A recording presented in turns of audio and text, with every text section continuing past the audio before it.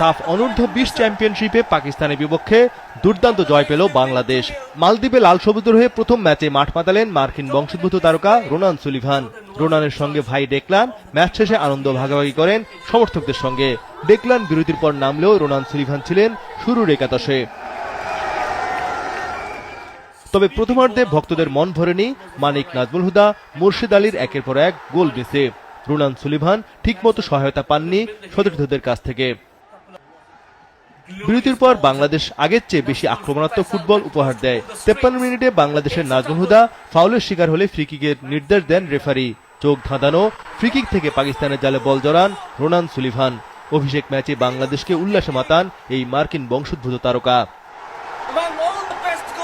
61 মিনিটে পাকিস্তানের রাজা কাজিমের শট থেকে নজিবুল্লাহ বল জালে জড়ালো, গোল বাতিল করেন রেফারি। এতে সমতায় ফেরা হলো না পাকিস্তানের। 4 মিনিট পর মুর্শিদ আলী সহজ সুযোগ হাতছাড়া করেন। তবে 67 মিনিটে বাংলাদেশ ব্যবধান দ্বিগুণ করে শেখ সংগ্রামের দারুণ ক্রস থেকে হেডে গোল করেন রোনান সুলিভান। জোড়া গোলে স্মরণীয় করলেন নিজের অভিষেক ম্যাচ।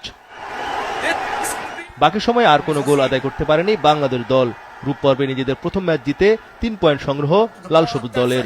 28 মার্চ পরের ম্যাচে বাংলাদেশের প্রতিপক্ষ ভারত।